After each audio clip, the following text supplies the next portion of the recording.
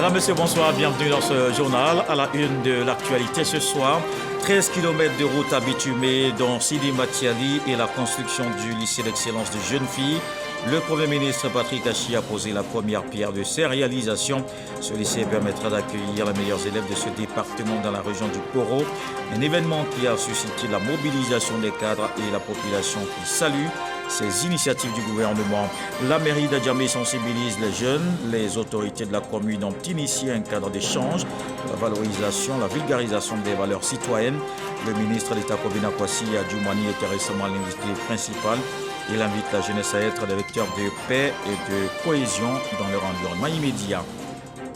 Assurer la viabilité d'un projet en marche, l'interconnexion électrique entre la Côte d'Ivoire, le Libéria, la Sierra Leone et la Guinée. Deux pays sont déjà connectés, mais la question du financement du projet pose problème. Le ministre Mamadou Sangafowa Koulibaly et ses homologues se sont rencontrés à Abidjan pour trouver des solutions. Au Burkina Faso, l'ex-président a quitté le pays. Rochma Christian Kaboré va rejoindre les Émirats Arabes Unis pour une visite médicale. C'est sa première sortie à l'étranger depuis sa chute le 24 janvier.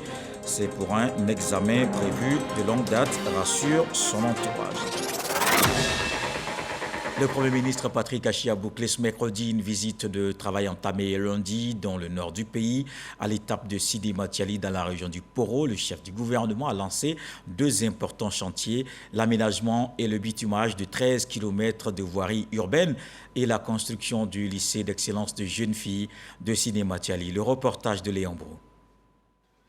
Ici va ouvrir ses portes dès la rentrée scolaire 2023-2024, le lycée de jeunes filles de Sidi Matiali, un établissement d'excellence avec internat capable d'accueillir 1800 élèves.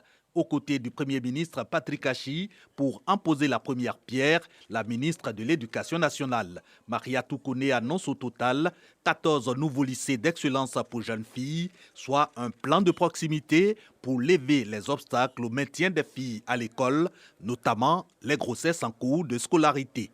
L'année scolaire 2020-2021 a enregistré 5600 cas de grossesse, dont 241 dans la région du Poro. 24 cas de grossesse ont été enregistrés dans le département de Sidi Matiali. Vous comprenez l'importance de la politique de construction des lycées de jeunes filles. Cette politique, comme celle des collèges de proximité, participe des actions du gouvernement en matière de quadrillage. Cet autre coup de perle du Premier ministre Patrick Achi lance la deuxième phase de bitumage de la voirie de Sidi Matiali.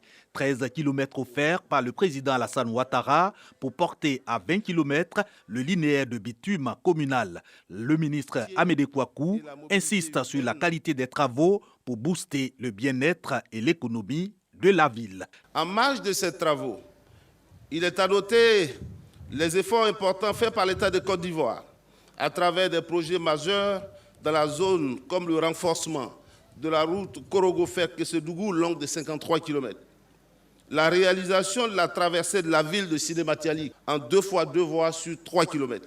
Le reprofilage de 2294 km de pistes rurales pour un montant de 10,3 milliards de francs CFA dans la région du Poro, dont 204 km, soit un montant de 567 millions pour le seul département de Sidi Matiali. La phase 2 de l'amélioration de la voirie de Sidi Matiali va coûter 10 milliards 900 millions de nos francs à l'État et allonge la liste des réalisations du président Alassane Ouattara, raison de la reconnaissance de Sidi Matiali. Je voudrais vous remercier très sincèrement, au nom de toutes les populations de Sidi Matiali, pour cette marque d'attention et pour le grand intérêt que vous portez à notre département. Pour le compte du chef de l'État, le Premier ministre révèle à travers ces chantiers l'engagement du président Alassane Ouattara à transformer Sidi Matiali. Les filles ont à peine 9-10 ans que déjà elles ont l'entrée en 6e. Et les parents ne savent pas s'il faut être content ou s'il faut être inquiet, parce que les enfants vont aller loin de vous. Lorsque vous avez la possibilité d'avoir les enfants à côté de vous, vous avez la certitude que ces filles vont finir l'école et vont aller loin. Il y avait déjà 7, certains trouvaient que c'était trop, mais le président, pour l'énorme tâche et travail que Fidel Abba a trouvé que 13 km était le minimum qu'il fallait mettre en plus. Ces travaux, selon donc Patrick Achi, une façon pour le chef de l'État de rendre à Sidé Matiali ce que la localité ne cesse de donner à la Côte d'Ivoire. Et cette Côte d'Ivoire travaille à tous les niveaux. Le président de l'Assemblée nationale a reçu en audience ce vendredi l'ambassadeur de Djibouti en Côte d'Ivoire, Mohamed Boran Ali, et Adama Bictogo ont échangé. On parle surtout de la collaboration entre les parlements des deux pays, une initiative qui s'inscrit dans le cadre de la diplomatie parlementaire. C'est un vœu cher à Adama Bictogo. Moussa Konaté nous en parle. L'ambassadeur de la République de Djibouti en Côte d'Ivoire, Mohamed Boran Ali, reçu par Adama Bictogo. Le président de l'Assemblée nationale et les diplomates djiboutiens ont échangé sur le renforcement de la coopération entre le Parlement de Djibouti et l'Assemblée nationale. Nous avons échangé avec le président de l'Assemblée nationale sur les questions d'intérêt commun, la perspective de coopération entre nos deux assemblées respectives. Nous avons convenu avec le président Adama Bictogo de la mise en place d'un groupe d'amitié parlementaire au Djibouti-Côte d'Ivoire, qui est très rapidement. Nous pensons que la diplomatie parlementaire doit jouer un rôle important aussi dans notre coopération. Les relations bilatérales entre la République de Djibouti et la République de Côte d'Ivoire sont très très bonnes.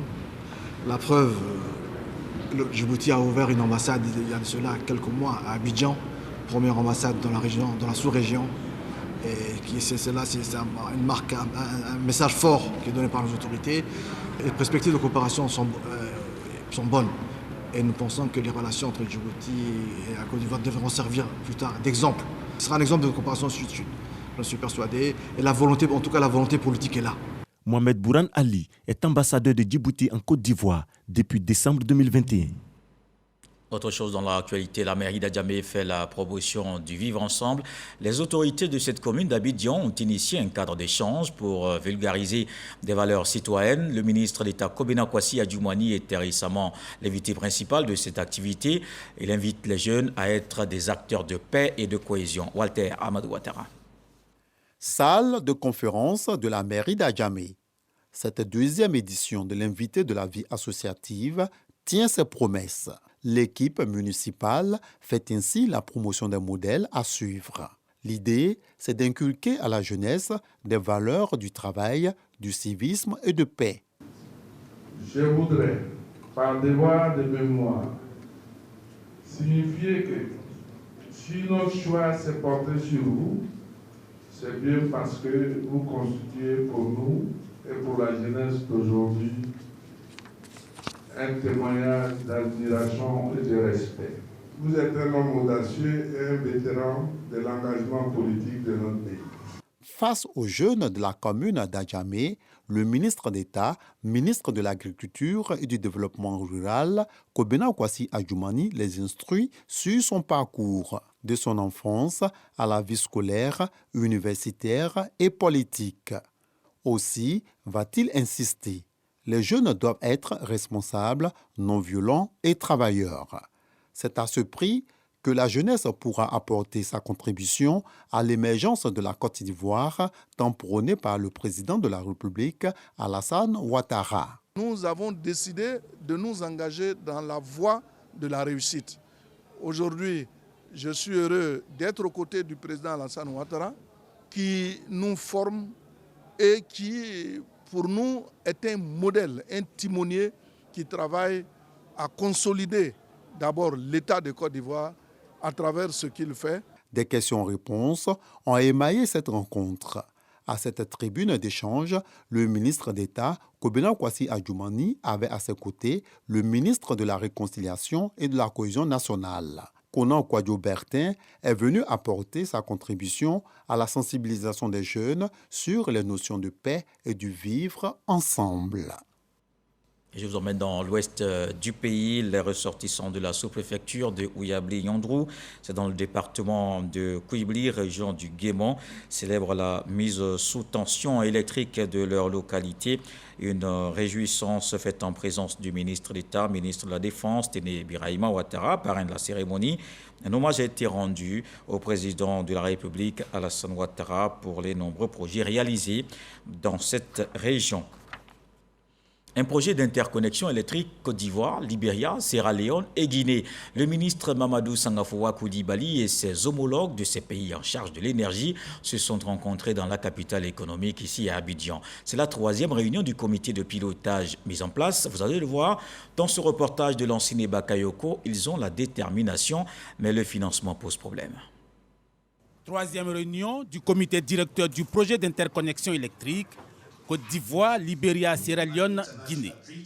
L'enjeu, procéder aux ultimes réglages pour assurer l'avenir du projet transnational. Cette 3e réunion du comité directeur a lieu au moment où le projet d'interconnexion CLSG est à une étape charnière de sa mise en œuvre, en ce sens que les travaux sont en train de s'achever, tandis que l'exploitation est en phase de démarrage. C'est une étape délicate, rendue d'autant plus difficile qu'elle se passe dans un contexte de besoin de financement. S'ils ne sont pas complets dans les délais, ces besoins de financement pourraient compromettre la réalisation efficiente du projet, en raison notamment du retard accusé et du niveau d'échange d'énergie actuel sur la ligne, qui demeure en dessous des prévisions initiales. La présente réunion du comité directeur devrait apporter les solutions permettant d'assurer de manière durable la viabilité financière du projet CLSG et d'atteindre les objectifs initiaux de performance qui lui ont été assignés. Face à cette problématique, le ministre Mamadou Sangafoua et ses homologues affichent une certaine détermination. Preuve de ce dynamisme, le projet a déjà effectué ses premières livraisons d'énergie à la Sierra Leone et à la Guinée et il devrait en être de même bientôt pour le Libéria avec la mise sous tension de 4 des 5 postes de la ligne interconnectée. Le projet CLSG se présente aujourd'hui comme une autoroute électrique de 1303 km de long, de 12 postes et d'une capacité de 243 MW, extensible à 486 MW par l'adjonction d'un deuxième terme en vue de renforcer les échanges transfrontaliers d'énergie et le marché régional de l'électricité en Afrique de l'Ouest pour une population cible de 24 millions d'habitants. L'engagement des parties prenantes, mais surtout l'accompagnement des bailleurs de fonds, reste attendu pour la concrétisation de cette vision commune d'interconnexion électrique. Allons dans la capitale politique. Le ministère de la fonction publique veut améliorer l'environnement et le processus de gestion des risques. Il se tenait à Yamoussoukro un atelier sur la question. Les participants ont fait des recommandations dans le sens de la prévention et l'assistance effective. C'est la ministre Anne-Désirée Ouloto qui a mis fin aux travaux. Voici le reportage de Kader Sokodogo. Un d'honneur, ovation, c'est l'accueil réservé à Anne-Désirée Ouloto, ministre de la fonction publique, par les fonctionnaires de Yamoussoukro. La raison est que, dans son adresse à la nation, le chef de l'État améliorait considérablement le revenu des fonctionnaires. Vous avez raison de vous réjouir et vous avez raison de remercier le président de la République. Et avec vous, je suis d'accord pour qu'on reconnaisse la main d'un chef. Parce que c'est bon de rendre à César ce qui est à César. Anne-Désirée Ouloto est à Yamoussoukro pour la clôture de l'atelier sur la gestion des risques professionnels. Recommandations fortes, la prévention, mais également l'amélioration de tout le processus en cas d'accident de travail. Les recommandations, c'est la prise en charge véritable des accidents de travail. Lorsque cela survient, il ne faut pas que le fonctionnaire ait le sentiment qu'il a été livré à lui-même, qu'il a été abandonné. Il faut qu'il y ait un mécanisme qui se déclenche aussitôt. Dans son discours de fin, Anne-Désirée Ouloto insiste sur la nécessité pour tous les fonctionnaires d'être la vitrine d'une Côte d'Ivoire résolument tournée vers le travail pour son développement. À contribuer partout et en toutes choses à la production de la richesse nationale, essentielle au bonheur collectif et au mieux vivre généralisé. Si nous le réalisons, et nous le pouvons, chacune et chacun à son niveau, mais aussi ensemble, nous aurons fièrement mérité des efforts consentis. Nous serons alors justement disposés et fondés à en recevoir davantage de mieux en mieux. L'ensemble des recommandations contenues dans un document a été remis au ministre. Place à présent à la mise en œuvre. C'est la tension depuis le mois de mai. Les distributeurs agréés pour le mobile money sont fâchés avec les opérateurs téléphoniques. Ils ne sont pas d'accord sur les commissions aux marges de bénéfices. Au sein d'un collectif de 5 syndicats, ils ont lancé un premier mouvement d'arrêt du travail qui est épuisé. Ils viennent de lancer une deuxième période de grève qui démarre dès ce vendredi 12. Franck Quadio nous en parle. Les propriétaires de points de vente mobile money durcissent le ton. Après la grève de 3 jours lancée le 9 août dernier, le mouvement est relancé pour 4 nouveaux jours, c'est-à-dire du 12 au 15 août. À l'origine, une protestation contre le nouveau mode de répartition proposé par les opérateurs mobiles. Hier, jeudi 11 août donc, nous avons rencontré les représentants du collectif des 5 syndicats concernés sur la question. Aujourd'hui, le point de discorde dans cette activité, c'est que nous avions constaté que les opérateurs, dû à la baisse des frais de transaction à 1%, ont décidé de diminuer nos commissions, ce qui est l'essence même des besoins de notre activité. Et c'est pour cela que nous, en tant que PDV, nous montons notre désapprobation, nous montons notre désaccord. Et en plus de cela, ils s'y prennent à résilier et à suspendre les contrats que nous avons eu avec eux de façon abusive. Les syndicats des propriétaires des points de vente mobile money disent avoir épuisé les recours et pour se faire entendre, ils ont choisi la voie de la suspension de leurs activités. Des points de vente fermés donc et des palliatifs trouvés par les opérateurs qui plusieurs semaines avant se sont refusés à tout commentaire au micro. Des opérateurs qui proposent de nouvelles méthodes aux usagers. Entre opérateurs et revendeurs mobiles, c'est le dialogue de sourds aux grandes dames du consommateur. Et dans l'actualité ce soir, on s'intéresse aussi à la coopération militaire. Le chef d'état-major général des armées a reçu son homologue du Burkina Faso. Ils ont parlé de la sécurité aux frontières et aussi de la formation des hommes. Abou Sanogo. 90 minutes.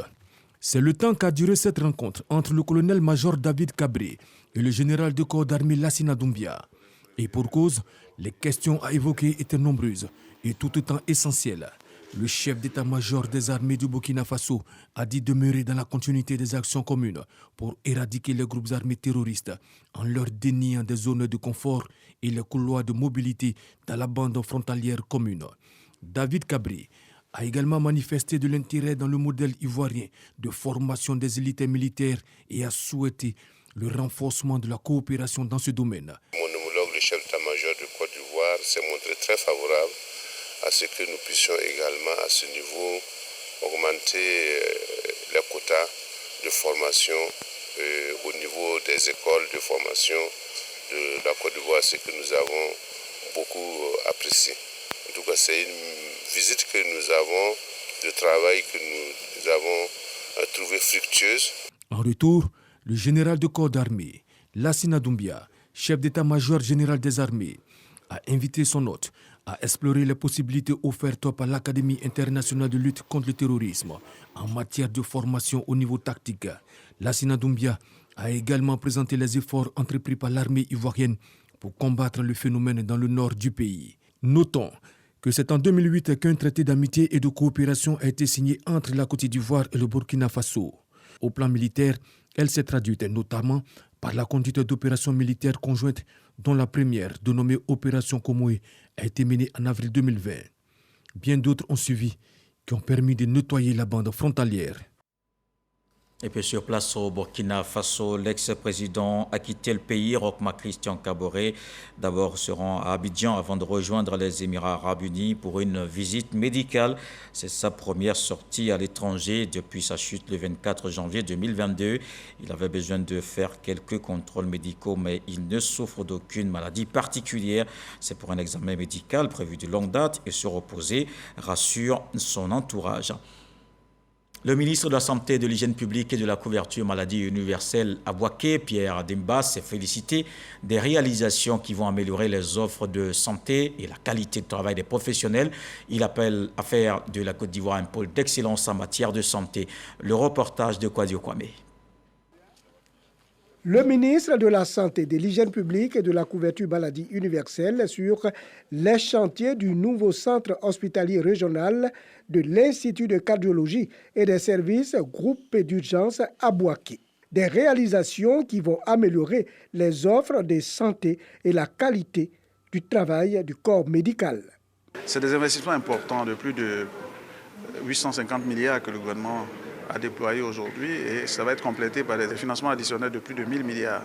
Pour Bouaké, ce qui va être fait, c'est qu'en plus de ce que j'ai cité, nous allons, dès la fin d'année, démarrer également donc, la réhabilitation de ce CHU pour qu'on ait vraiment suffisamment d'infrastructures et d'équipements pour prendre en charge les malades.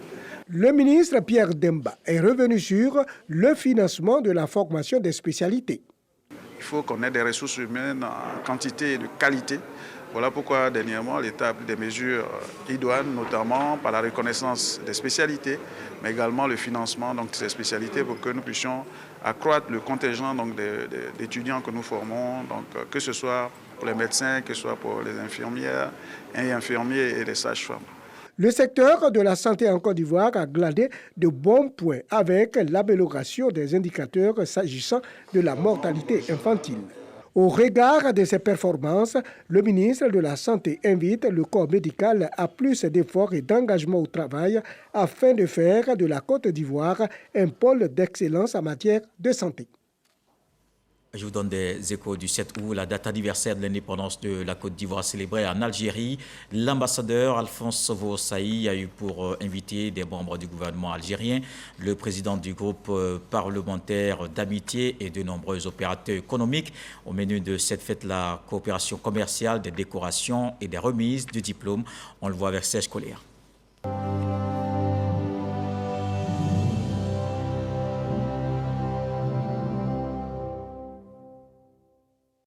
L'an 62 de l'indépendance de la Côte d'Ivoire a réuni autour de son Excellence Alphonse Vosaï les ministres algériens de l'industrie pharmaceutique et de la formation professionnelle. 3 agents de nationalité algérienne en service à l'ambassade de Côte d'Ivoire depuis 32 ans, 28 ans et 22 ans ont été décorés dans l'ordre national de la Côte d'Ivoire. 20 jeunes Ivoiriens reçus en stage dans une entreprise algérienne ont reçu leur diplôme de fin de formation. L'ambassadeur de la Côte d'Ivoire en Algérie a salué la visite historique du président de la République Alassane Ouattara en 2016 qui a insufflé une nouvelle dynamique. Une délégation d'une 50aine de chefs d'entreprise algériens sera en Côte d'Ivoire le 26 octobre prochain. Ici en Côte d'Ivoire, une colonie d'État pour 150 enfants et préadolescents. L'édition 2022 est lancée. Elle se tient au parc des loisirs Liberty World de Djebonois. C'est sur l'axe Yamoussoukro-Bouaké. Patricia Omouetia. Le top départ de la colonie d'État organisée par la Direction générale des loisirs a été donné par le ministre du Tourisme ici sur cet espace de l'Ivoire Golf Club. Parents et enfants sont présents pour se dire au revoir et recevoir les dernières consignes. Je suis très contente parce que je vais trouver de nouveaux amis, de nouvelles choses, découvrir la basilique et Bouaké. Il faut qu'on laisse les enfants aller s'amuser un peu, changer d'air. Il faut qu'on a poussé les enfants plus venir que le ministre du Tourisme, Siandou Fofana, a exhorté l'équipe d'encadrement et pédagogique à mettre tout en œuvre pour faire vivre aux enfants des moments mémorables. Ils bénéficieront d'un encadrement qualitatif. Ils auront l'occasion de visiter Yamoussoukro et Bouaké et d'apprendre les uns des autres. Il est important de sortir du cadre quotidien de vie, hors de la cellule familiale, durant les vacances scolaires. aller se frotter à d'autres pratiques sociales et culturelles, vivre des expériences nouvelles qui seront sans nul doute des sources d'épanouissement et d'enrichissement individuel et collectif. Avant la séparation, les enfants et les encadreurs ont montré aux parents un avant-goût de ce qui va se passer durant ces 2 semaines. Diverses activités et sorties spécifiques à caractère culturel, éducatif et de loisirs sont prévues pour permettre aux 150 enfants de vivre des moments mémorables tant dans l'intensité, dans la découverte, dans l'échange que dans la convivialité. En religion, 100 pèlerins et 20 encadreurs ont pris la route du circuit marial national. Ils ont porté leur prière au pied de la Vierge Marie. Avant leur départ, les pèlerins ont reçu le soutien du directeur général des cultes. C'était le 10 août au sanctuaire marial d'Adjamé. Et sur place en France, la délégation ivoirienne s'est confiée à la Vierge Marie à travers des prières. Pour rappel, Lourdes est le lieu où la Vierge Marie est apparue plusieurs fois à Sainte-Bernadette Soubirous, une adolescente de 14 ans en 1858. Envoyés spéciaux Grace Kando et Kinibois. À l'aéroport Félix Houphouët-Boigny d'Abidjan, à bord de cette compagnie aérienne des voyageurs. Parmi eux, des pèlerins ivoiriens venus de toutes les régions en partance pour Lourdes en France dans le cadre du pèlerinage international. Ce parcours est marqué par les correspondances de Bruxelles et de Toulouse. C'est un plaisir de partir à Lourdes, retrouver la ferveur chrétienne, l'ambiance chrétienne, et avec les autres pèlerins. C'est toujours une joie de participer à ce pèlerinage-là. Maman Marie et moi, il y a un contrat de prière entre elle et moi. Et pour l'occasion de la fête de l'Ascension, j'ai décidé d'aller à Lourdes pour lui rendre grâce, pour lui dire merci pour toutes les grâces qu'elle apporte à ma personne et aussi à ma famille. Dès leur arrivée à Lourdes et après leur installation, les pèlerins se dirigent vers le sanctuaire marial à travers une procession pour déposer au pied de la Vierge Marie les intentions de prière symbolisées par un siège béni et allumé. Nous marchons vers toi, Jésus-Christ, Fils de Dieu, tu nous sauveras.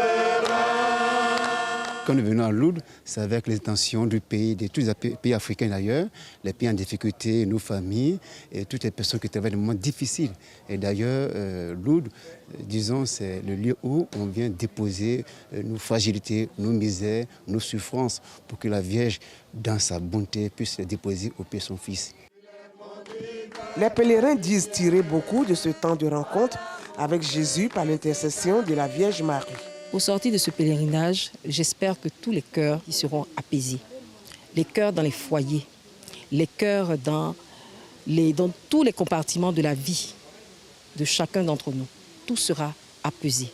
La vie est difficile, c'est vrai, mais il faut avoir un cœur apaisé pour supporter toutes les épreuves. Et nous espérons qu'en venant porter au pied de la Vierge Marie tous nos soucis, toutes nos joies aussi, cela permettra d'être vraiment des personnes zen, comme on dit, des personnes nouvelles. Le pèlerinage de Lourdes, le 149e du genre, va enregistrer entre 15 000 et 20 000 participants. Il se tient autour du thème « Aller dire aux prêtres de construire ici une chapelle et venir en procession ».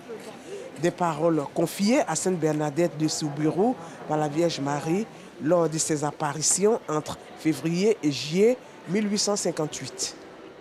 Retour ici en Côte d'Ivoire en culture, 3 ans déjà que l'artiste Arafat n'est plus. Cette date du 12 août ne passe pas inaperçue. Des hommages sont rendus au Daïchi. Cette année encore, parents proches, amis, fans lui rendent hommage à Arafat. Un t-shirt à l'effigie du défunt, événement annoncé en Côte d'Ivoire, comme dans certains pays africains et en Europe. Un reportage de Serge Pacom Didi et Serge Coléa.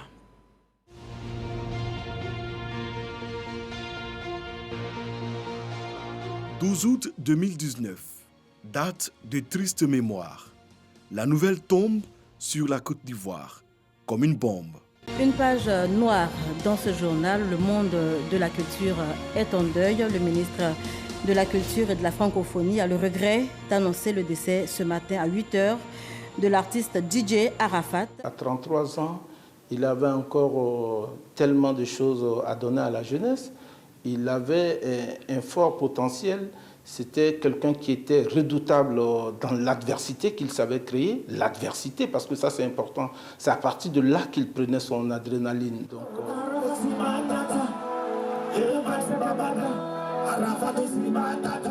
Arafat est le meilleur artiste qu'on peut décaler. Je l'ai toujours dit, même quand on faisait des comparaisons, quand on me demande quel est mon choix.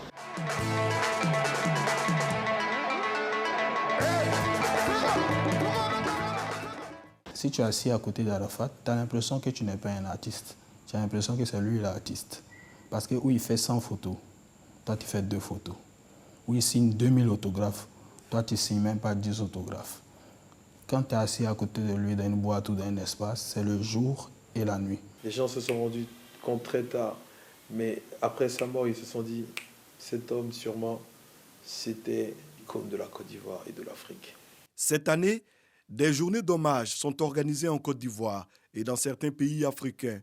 Des Chinois, on en trouve presque dans tous les secteurs, comme c'est le cas de ce jeune styliste fan inconditionnel d'Arafat DJ. Pour l'occasion, il confectionne des t-shirts à l'effigie de sa star, des t-shirts qu'il offre aux Chinois. Dans le recueillement ou en grande pompe, l'artiste aux 2 koras et aux multiples distinctions, celui-là même qui a plané 15 ans durant sur le coupé décalé avant son décès le 12 août 2019, sera une fois de plus magnifié.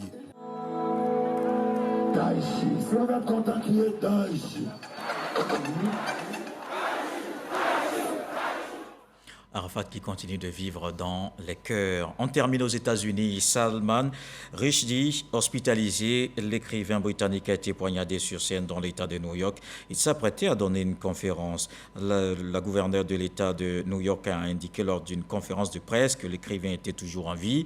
L'intervieweur a été légèrement blessé à la tête. L'agresseur a quant à lui été placé en garde à vue. Une enquête est ouverte. Salman Rushdie avait publié un ouvrage, Les versets sataniques. Le livre avait fait de lui la cible d'une fatwa de l'ayatollah iranien Khomeini en 1989. Et voilà qui met un terme à ce journal. Merci d'avoir suivi. Retour de l'actualité 23h. Ce soir, le sage nous apprend que ce n'est pas vers un village que conduit la piste d'une fourmi. Dieu le voulant, on se retrouve demain.